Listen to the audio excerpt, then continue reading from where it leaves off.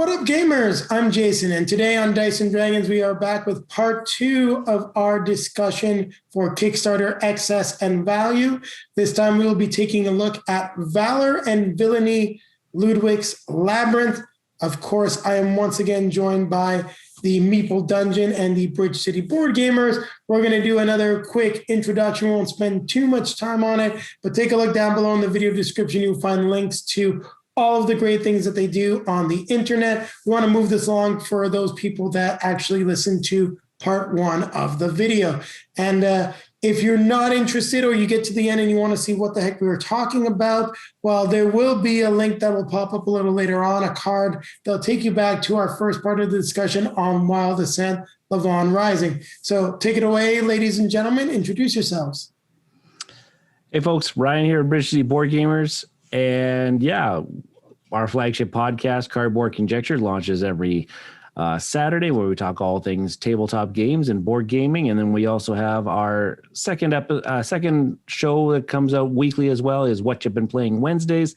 And the Meeple Dungeon and Dice and Dragons are part of that great cast of Canadian content creators. Hi, everyone. This is Rob and Anna Marie from the Meeple Dungeon. And yeah, we're on Twitter. We have a YouTube channel of the same name. We also on Ryan's podcast, What You've Been Playing Wednesdays. And yeah, we're going to get our own podcast up and running here shortly. But yeah, that's... Oh, I can't wait. Oh, yeah. Hot stuff. You heard it here first. Yeah, I love the announcement. I love breaking exclusives. That's right. Fun. It's happening. It's in the works. Excellent. So I'm going to let Ryan take the lead on this because he was the one that suggested talking about Valor and Villainy. And I passed on the original campaign, even though my pledge finger was like, must pledge now. Because of the one thing that I just can't get played enough or easily enough, and I have a bunch of the games, and I always play them in the co-op mode, is it's one versus many. It's just not something that I can play easily. Maybe when the little guy gets a little older in the future, it's something that will hit the table, but right now, it's just not something Julie and I can play together. Right.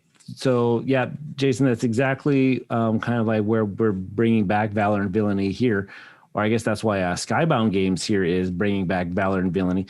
The fact that the original, and I even got it, which way do I put my head? Right there. I got the original on the back shelf there. It is a one versus many, which is typically quite hard for people to get to the table.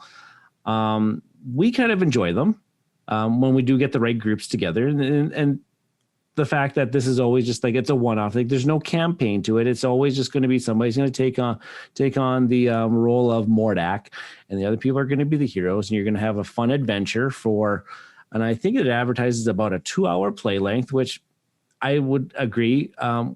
This one the original just shipped to us and got it in the middle of the pandemic. So we're not playing it with anybody else. So my wife and I did try to go through it. I played as Mordak. She played as a team of heroes. And then when we actually did finally play it, we just finally went, oh, that was kind of meh. It didn't really, like, everything about it sounded really cool.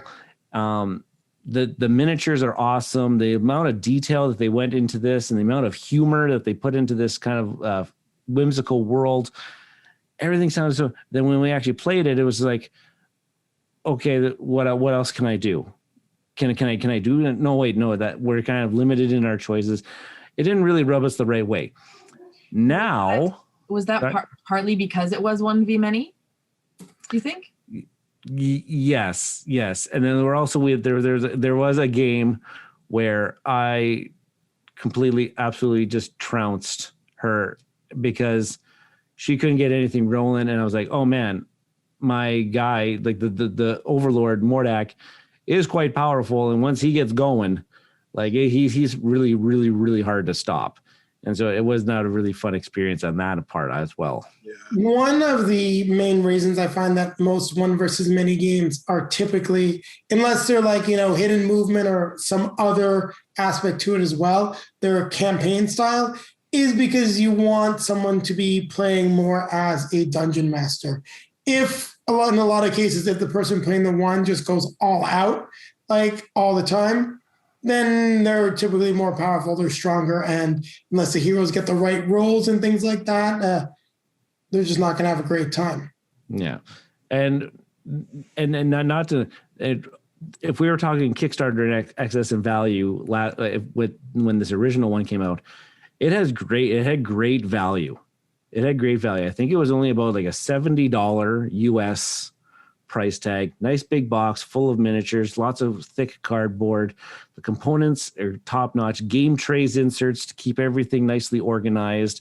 Like production value, you got the value out of that. You're not getting really out of the gameplay, but the production value, you definitely got that in spades on the original one.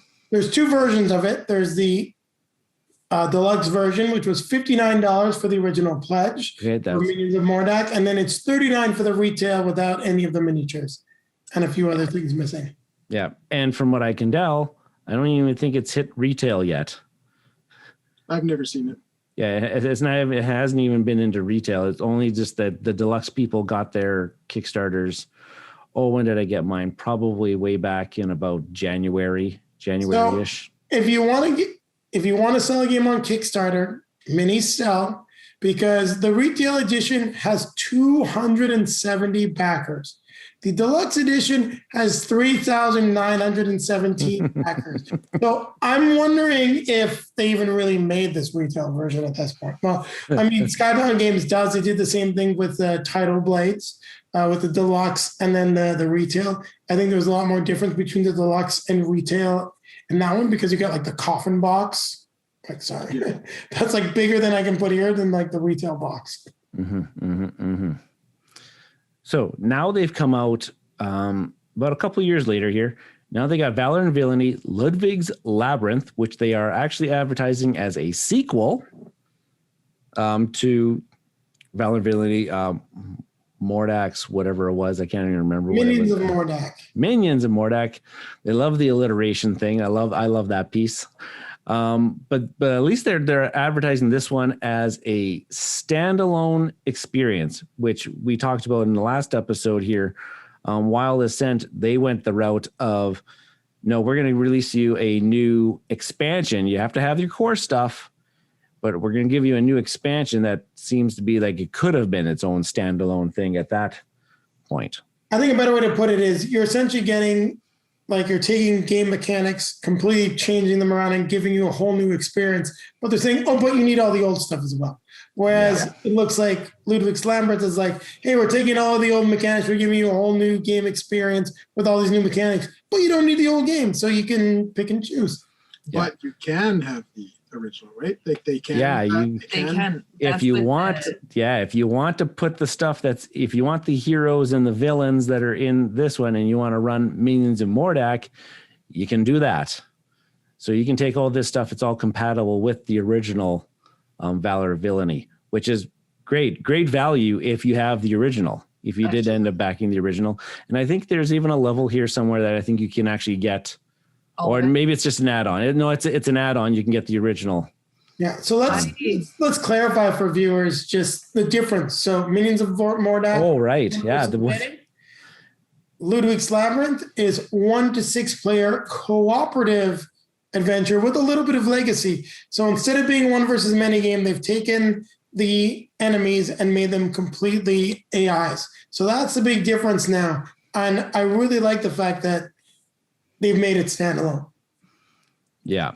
And if anything has taught me anything like Gloomhaven, I love it when the minions have their own little kind of like AI system that you can go through. You don't have to have the dungeon master overlord to play them, because let's be honest, probably with us here, we're always the one. Are we usually always the one? Exactly. And I want to have the experience of being the people too. I want to be the minion. I want to be the heroes. I was lucky. The last one versus many I played, and we never finished the campaign. I have a good story from it. Was Imperial Star with my buddy, who also has a YouTube and Twitch channel, the Cyberbard. He wanted to play the Empire.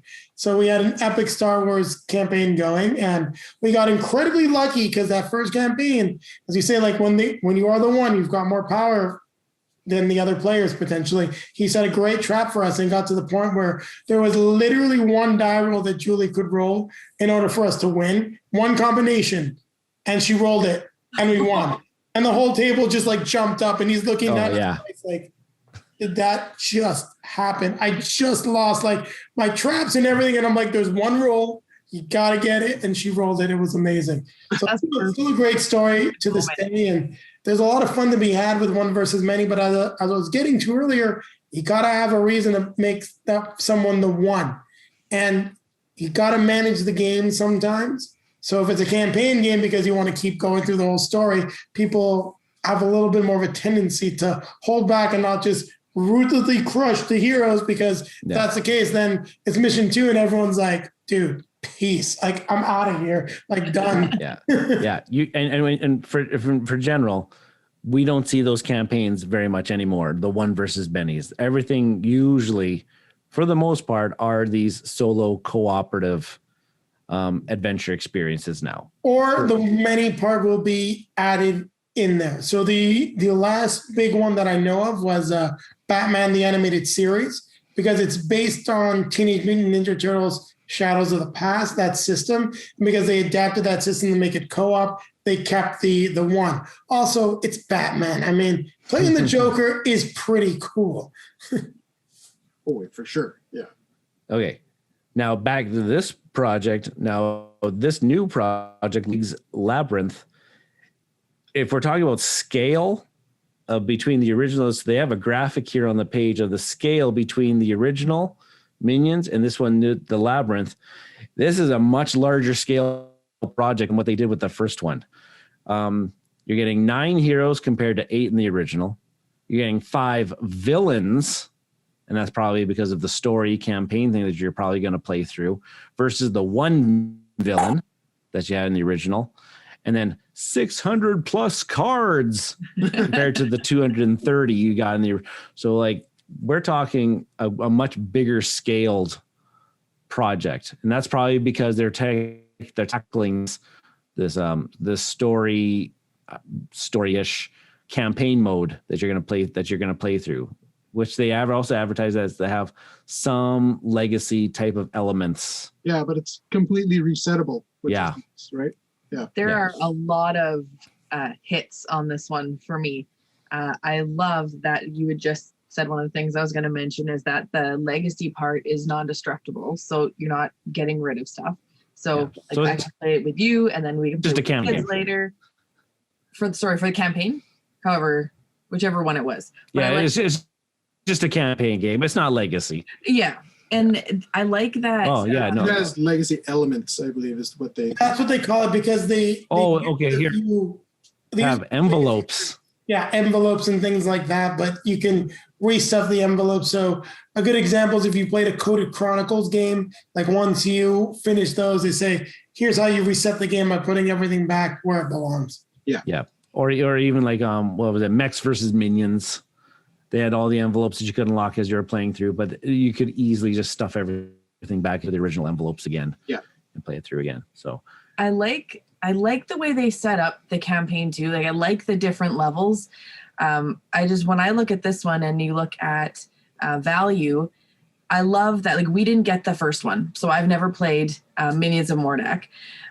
It looks great, but I think Lludwik's Labyrinth looks awesome, and I don't think I need that first one. Like I don't think I need Minions of Mordak, but I think that it's fantastic the way that they said you can, like, they made it the standalone, so you can get both, but they have an upgrade pack if you do have the Minions of Mordak and you want to get, like, I think this, right? Exactly. You're going to get, I'm assuming you're going to get that pack, because then you're not going to have to do the 1v many on that one.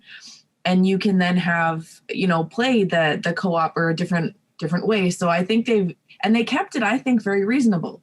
It wasn't like getting that expansion jumped up crazy in price. It was $30. $30. So I don't know. I think that I think the way they've laid it out is they've done a great job, and I'm excited. I think this one is great. I love the presentation. As we're talking about value and excess, that comparison between the two campaigns is amazing. It makes it very easy for someone to go back and see how much it cost for the previous campaign. And when you take a look at what you're getting in this one. So it's $90. We're talking about a $30 difference for the deluxe version. And you are getting what's essentially, in terms of heroes, it's the same, but everything else you're getting 5 times the villains. You're getting 600 plus cards. So like 4 to 5 times, well, no, more like 3 times the cards. So you are getting a significant uptick for only $30 more. Yeah. And that really shows that I think they identified some issues with the first game. They found an audience, or they saw where to go get their audience, because looking at this and the crazy humor that you're talking about, the wackiness and just like chucking tons of dice and you can be overpowered. This sounds like a game to play with like kids, like not necessarily the youngest kids, but like, a little bit older, getting into like their teens or even teenagers. They're going to have an amazing time with this game, Mike. Yes. And I think they were going for that with the original. I kind of forgot the one thing is dad is the one, and dad doesn't always want to be the one. Sometimes dad doesn't want to let, everyone else win. Dad wants to be the person that says, I'm the hero this time and I'm going to beat you up. Yeah, for sure. Yeah. Now I'm going to go back to that, the antagonist arsenal, which I'm going to call as that upgrade pack. Now, having the original, you're going to pay the $30. You now can play Mordak. You can play versus Mordak in co-op and solo mode.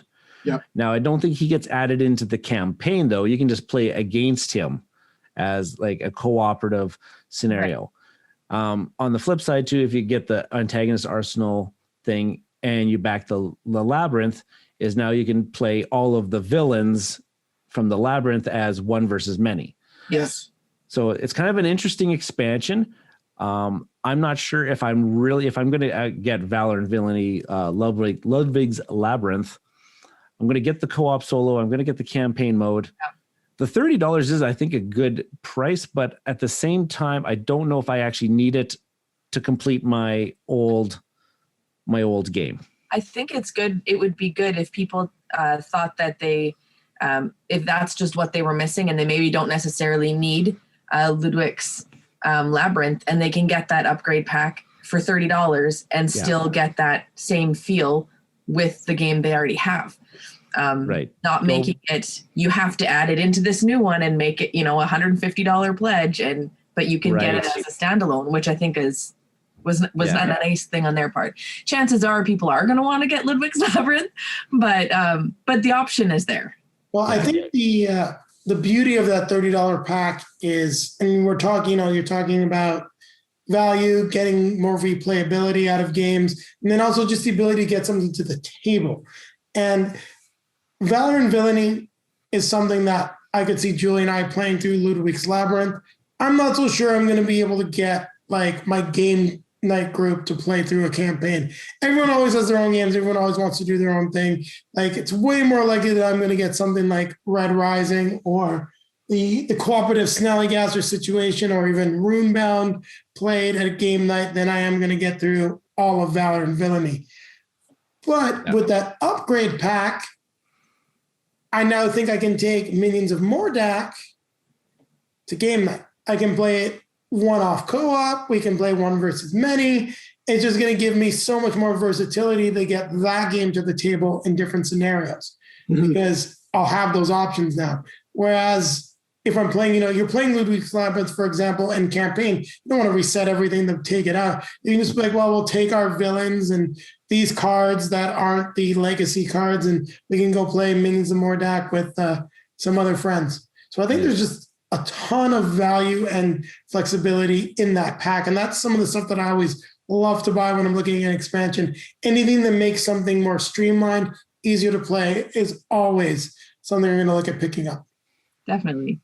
And that core box too. We already know we like the minis, but that core box, if that's what it looks like when you get it, it looks so nice. Like, it's got great color. The standees actually look really nice. Like, there's great color on them. They're interesting to look at. It's not just something bland. So they've got great artwork on them. So even if you don't really care about minis, I think that that's just a great value you're still getting, and it's still going to be an exciting kind of playthrough, right? And you've got, it looks really good as is, and then they've kept it still at like $30 to add the minis isn't outrageous. But if this game only had a standee version of it, I still wouldn't think twice about backing it. Like the standees are some of the nicest I've ever seen, like she said, and just everything's colorful, everything's beautiful. But let alone doing a $30 upgrade to get the minis and add in the game trays and all that stuff. Oh, this is value out the wazoo. No, Skybound Games, like, there's some stuff that they don't do very well, but the one thing that they have always done is their deluxe editions feel deluxe. The value that you're getting shows up on the table. Now, do you actually need that value? So we'll take an example of Tidal Blades, like the deluxe version versus the retail version. I actually very disappointed. I never got my copy of Tidal Blades to the table. I ended up selling my deluxe version just because I realized that I wasn't going to play it enough. It was one of those things where the value just wasn't there. Julie and I play more cooperative games, and there was a lot of stuff that sounded great, but I probably should have just got the retail version to check that out instead of the big expensive one. I've seen a guy locally has the Tidal Blades Deluxe, and it does look pretty sweet, but for the amount that we play the game, I'm fine having the retail because it looks gorgeous on its own, much like this. The core box here is very, very attractive on its own. So I'm probably going to end up getting Tidal Blades Part 1 just because I know they're making this Part 2 dungeon crawl. So I'm like, wait, Tidal Blades is a dungeon crawl? I know, right? The deluxe, I'm like, Skybound Games is like, you somehow have gotten like a fish hook into my pocket. Like, you're going to somehow fish out part of my wallet. Like, I don't know. Yeah, I know we enjoyed that. That was very thematic. I like that. Yeah. You could picture the hook going right into your pocket and out goes right your along wallet. with Tidal Blades. Yeah. He thought about that one today afternoon. He's been wanting to insert it into here somehow. Okay. Now we got some add-ons. We got some add-ons to this campaign too. Premium plastic token kit. Now, $25. $25. Like, I don't know, the cardboard that you get, at least with Minions and Mordak, like it is the super nice, like really super thick cardboard. They didn't chintz out on that and everything. I never had a problem. Like the player boards themselves too are recessed player boards, and so putting things in there and them not falling out of place and actually taking them back out, it's not an issue. No. This is for that junky level. I just want my cardboard pieces just to look a little extra nice. Type of level, like totally not. They don't have to have this one. No, I don't think you have to have it, but if you've got the mini, sometimes you want those beautiful components. Sometimes it's just they have like a nice feel to it. Like what I went in and I love the game, so I bought the upgraded components. It was for the expansion for Atlantis Rising, cooperative worker placement game that Julie and I just loved. And when they came back and they're like, oh, here are some of the deluxe Kickstarter stuff that you didn't get, I was just like, I want it all. Like, give it to me. This game is so interesting and different that I know it's never going anywhere. I want it to be pretty. Yeah. And I think they'd probably get me. Like, I don't know. I'm looking at this, and out of both of the games, I think if you've been watching Part 1 and Part 2, you kind of can see where I'm probably leaning right now. I think there's a chance they could get me on this because I love Lost Ruins of Arnak. I love it. But why are those components cardboard when the other ones are plastic? It's just like, why? Frustrating. Absolutely. I have some great friends in the West Island gamers group where I game with, and they have a 3D printer. They upgraded all my tokens for me. Oh, perfect. So everything is plastic, and big thanks, Bill, Mike. You guys are awesome. So you feed my junkiness, and I love it. So wait. And talking about those upgrades, I could be persuaded to do the $25 plastic tokens, but I could not be persuaded to do $15 extra dice. Oh, that's not happening. Oh gosh, no. And especially the amount of dice rolling that's happening. If you're only going to be playing it with like 2-3 players and everything like that, no, you don't need the extra. You don't need extra dice. Right? $15, 18 dice. I don't think so. Not happening. I'm the dice junkie here. Like for me, extra dice is typically automatic, but that's usually because Julie and I fight over dice. One main problem is I bring in the nice dice, and then I look over and I'm like, wait, why do you have the nice ones? She's like, like we're playing Cthulhu Death May Die, and I've got like the nice marbled dice. Bought them for me. No, they're hers now. Like I've lost them.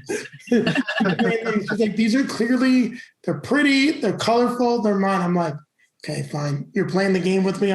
No complaints. It's one of your favorites. You can have the fancy dice, but I typically go for those because we always run out. And I've just had so many games where we haven't had enough, like Street Masters. I kind of went overkill on the Alter Quest dice. It's kind of funny though, because people saw my pictures of Alter Quest, and I'm getting messages on my picture saying, "Hey, you want to sell me some dice?" I feel like I like open my like thing, be like, "I got some Alter Quest dice, man. Like, you want like $50?" Like, so you never know. And then with Power Rangers, I went overboard. I've got like colored dice for all the colored Rangers. Well, that's pretty cool. I like dice that. for days. Yeah. And how about that neoprene mat? I think I would be more inclined. It does look so nice. Yeah, I'd be more inclined to spend the $40 on that than getting the dice and the plastic bits. I think because that looks pretty sharp. The stitched edges. That's all I have to say. That's that. Yeah. That's the piece de la resistance. Now, like it's just what they should do. Because they last so much longer. I have the Caldwood Adventure stitched edge mat, and compared to all my other play mats, it's so nice. Fantasy Flight Games, stitch your freaking edges. You are big enough to be able to afford it. For like, we're going to pay for it. There's something I would definitely do on camera right now because I can't believe they don't do it. Yeah. You know, we are going to buy them. Just stitch them. And I love it that it's double-sided. So if you have the Minions of Mordak, there's the side that you can lay, there's spots for your tiles to go all over the place. And then the other side is especially laid out for the Lludwik. This has got great value if you have the original as well. So I'm currently looking at probably getting the neoprene mat as well. But I have to also balance that is how many times more now am I going to start playing this game? But I got a closet full of neoprene mats. Well, here's one thing. This is a fun question, a little bit off topic, but from Rising Sun's Kickstarter campaign, what is the most valuable thing that you can own? Neoprene mat. Yeah. The mat. If you've got the mat, you can sell the mat by itself for like $150 to $200 almost. I had someone I was selling my mat. They offered me like $100. I was like, are you kidding? No, I'm selling the whole game with the mat. Like, if you want the mat, buy the whole game. They bought the whole game, and then I saw them. They put it up, just the game and all the extra stuff they bought on Facebook Marketplace because they wanted the mat. They just wanted the mat. Well, I was in that boat. Yeah. I didn't get the mat, and I was searching far and wide for it. Couldn't get it. And then Simon did that Time Machine Kickstarter. Yeah. Where you were able to get bits and pieces from their older games. And I was trying to get it through that, and everything was sold out like in the first 3 minutes of the Kickstarter going live. And I'm still frustrated I don't have it. But this one. Yeah. Neoprene. Yeah. Neoprene is like the board gamers gold. It is. Yeah, so we're talking about excess or value. You may just want to buy an extra mat if this is a really popular campaign, because you can probably sell it for more than $40 in the future.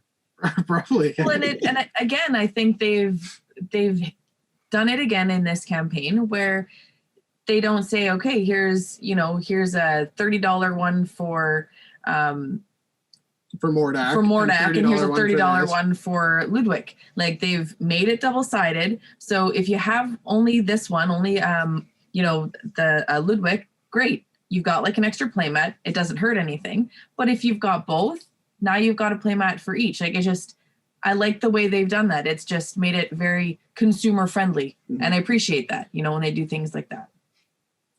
They've thought of a lot of things like that in this campaign. Like they've really gone above and beyond with making things really accessible and intertwined, and only get this if you need it and don't get it if you don't need it. And if you do get it, it'll work for both, or, like it's really great. And just the way you've got the screen positioned right now, something I was going to mention too.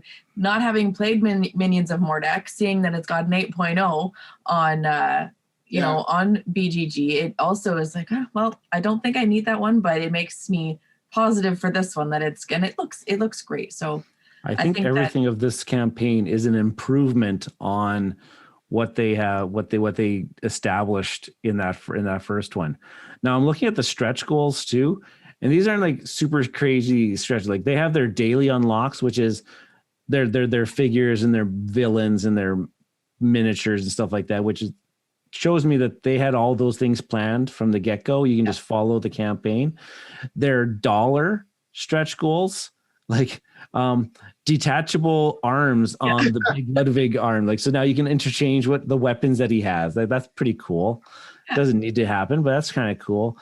Just the quality, like they knew they were going to do that no matter what. They're going to have that thick cardboard, the nice cards, round marker. This one I thought was really cool.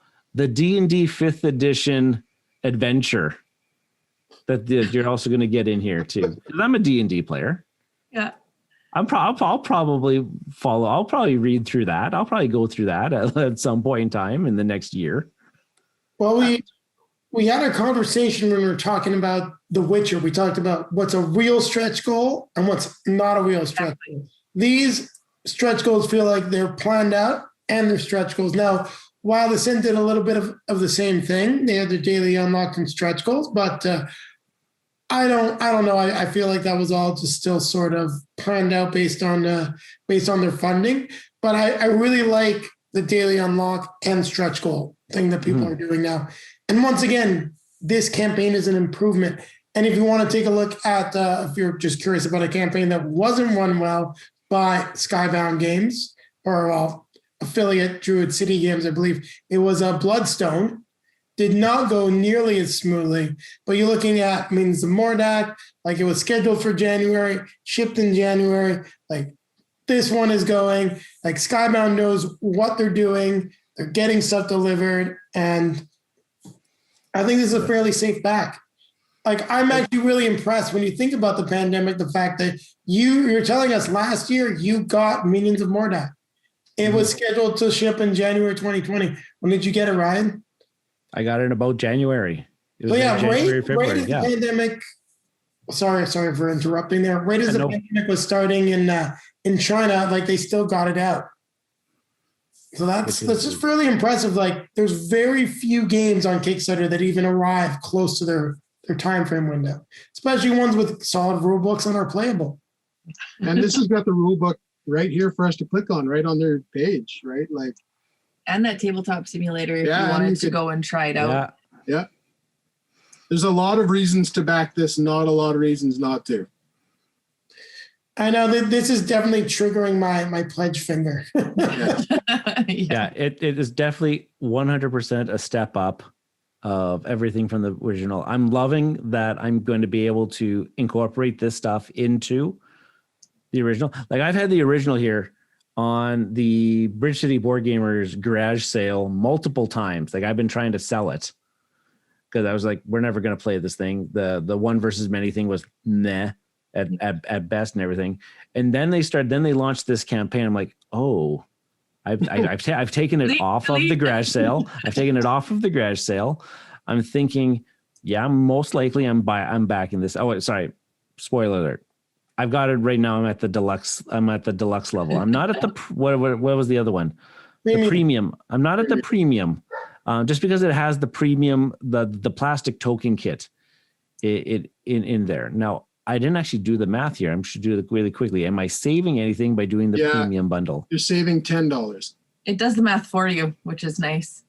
Yeah, you're saving like $10. For $10, you want the plastic tokens. Is the junkie going to get you? If you were going to get the arsenal as well, like, right, that if you were going to get that, which it sounds like you were, right, because it makes it makes the other one playable. Yeah. But I was going back and forth, like, am I actually going to go play that one solo now that if I'm going to get the Labyrinth, I'm most likely just going to be playing the Labyrinth. And I don't know if I really want, but I kind of do. Well, I would get it because we're talking about value, and I think a good conversation is always, how are you going to sell your game? And if you decide to sell this in the future, and you have that expansion, Antagonist Arsenal, it's going to be so much harder to sell. If you have Antagonist Arsenal, it's going to go like that because you're immediately going to be able to say deluxe edition, co-op, one versus many, it's gone. Because people aren't going to have the same problem that you were having where it was just a one versus many. And I've done that for a few games where I spent a little bit more because I wanted to get it out the door. Right. That's actually worked out well with Bloodborne. I despise that game. So I would have loved to have done a Kickstarter Excess on value on that one, but just did not go over well in this house. And it lasted a few days, and it was rehomed, and I did not lose any money. Very nice. Perfect. Okay, so changing pledge level now to premium. Got it. This is happening in real time, folks. It's done. That's awesome. Sold. All right. Well, I think we've talked enough specifically about Valor and Villainy. So for those of you that watched part one, we all discussed this and we figured we would only be backing one of the two games. And if you've just sort of jumped ahead, well, we'll let Ryan lead because even though it happened in real time on this video about 45 seconds ago, we already know which one he's backing. Yeah, I went Valor Villainy Lludwik's Labrinth at the premium. Jason sold me pretty good on getting that extra antagonist expansion. I gotta have the. You know what? I probably in the next 4 days, I probably would have talked myself into it anyways. I'm a completionist. Oh, the FOMO would have. It's not a Kickstarter exclusive thing, is it? I don't think so. No, but you never know with these types of things when it comes to print runs, right? I mean, you're looking at the neoprene mat. I know people that are still running, that were running around when it was available for Runebound's Unbreakable Bonds.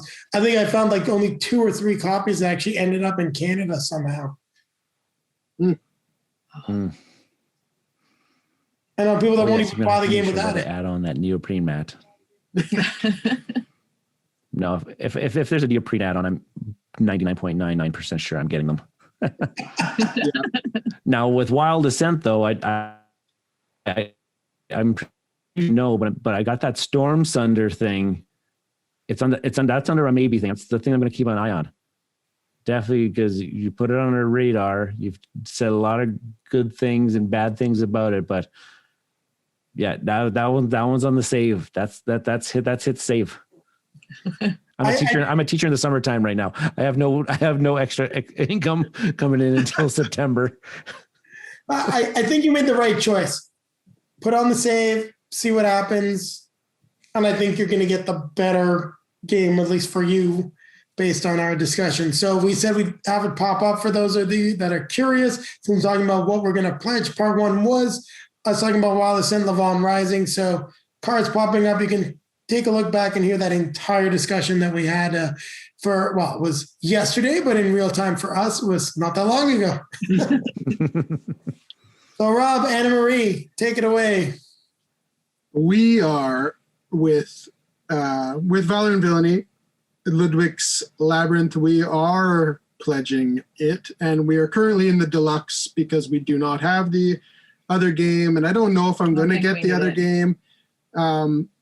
So I think our best value right now is for the deluxe version of this at 90 US. Seems super reasonable. Before this discussion, we had both said, no, we don't need the mat. But I am now really wanting the mat. We've talked about it. So that being said, we'll likely go for the mat, but not the other two. Not the plastic, and we wouldn't need the expansion because we're not getting. So we'll probably get that mat because it looks great. Yeah. And God, this game's just going to look gorgeous on the table.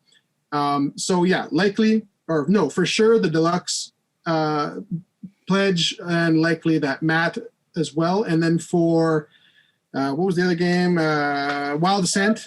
Yeah. It's currently we're not in on that in any fashion. We were looking, actually, again, before the discussion, we were looking at maybe that core, the core pledge.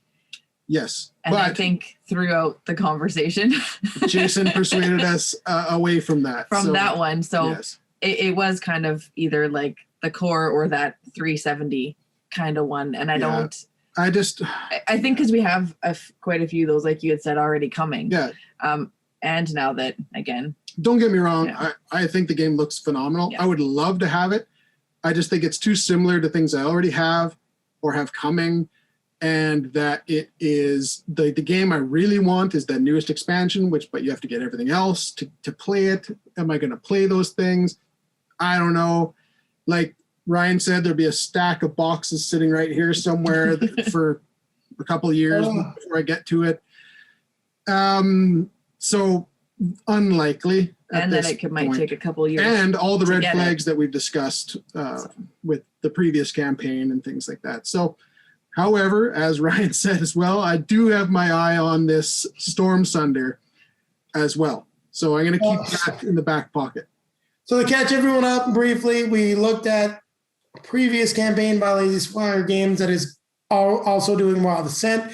Now the core box of Wild Assent is supposed to potentially deliver in Wave 1 before Storm Sunder. However, we're all campaign junkies, and Storm Sunder has more minis, more story, more everything for essentially a cheaper price when you take all that content into consideration. So I think quite a few of us are keeping an eye on Storm Sunder. So yeah. I'm going to actually be the outlier here where I'm going to be very different. So first and foremost, I want to back Valor Villainy Lludwik's Labrinth. That's the decision that I want to make. However, I'm still waiting for Wild Assent to show up. And I got to figure out what the heck I'm doing with that copy of mine, which means I'm still hooked. Like, I'm still kind of stuck I'm on the hunt. I can't make a decision. I can't decide if I'm going to shoot one thing or shoot the other thing or use because I don't have that game in my hand and I can't figure out where I'm going to get my most value. Is it going to be just dealing with the fact that I've got off-scale minis and getting Lavon Rising, like just that? Is it going to be spending the $240 to do everything redone because they are giving me a great thing? Or should I just try to sell the thing at a loss? And that's the real issue. Is that if I knew I could sell Wild Assent at face value for it, I would be like, Wild Assent's gone, like just because of the issues of getting it. I'd be all in with everyone else, Valor Villainy Lludwik's Labrinth. I, however, will be in on the pledge manager. And funds depending, I will be at least getting the $90. Well, what am I? Probably the whole thing. If I can do it, I'm going to get even Minions of Mordak and the map because I'm just a sucker, and that's the kind of game that I would have an absolute blast with. So I'm with you guys. I just need to spend my money a little bit more wisely since I essentially have a $300 investment that might only be worth $150. So then I got to figure out what the hell I'm going to do with it. Definitely.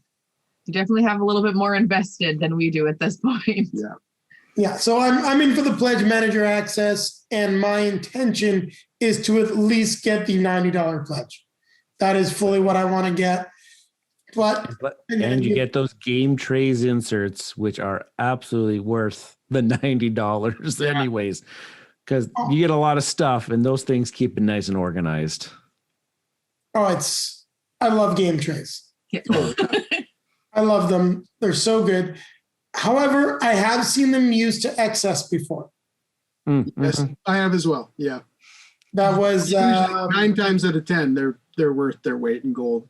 This was Agents of Mayhem. The main reason was a problem is that they were in every single box. So I was like, I don't want game trays in every box. I want game trays to get it into one box. Like, what do you don't understand?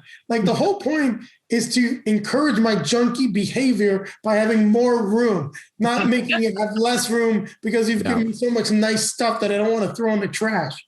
That's it. right there. Nailed it. Very valid. Yeah, so I think we've summarized everything. So I just like to tell everyone and remind everyone to like, comment, subscribe, hit the notification bell so that you'll be notified when our next video is released. Also, make sure to check out Card Board Conjecture, the Meeple Dungeon, our fantastic guests that are here with us for Kickstarter Excess and Value. This is our second episode, so it looks like this may be becoming a regular thing. So you definitely want to check out their own productions, and then take a look down below in the video description. You'll find links to all of our social media feeds, Facebook, Twitter, Instagram. If you'd like to see what I do to Wild Assent when it arrives, do I kill it with fire? I don't think so, because that's a $300 game. But will you want to see me venting my frustrations, or am I happily passing it along to someone else and pushing pledge on Lavon Rising? I don't know, but I'm going to make sure to do something funny, entertaining, just because of the situation I'm in with this one. And then we want to remind everyone to keep playing games.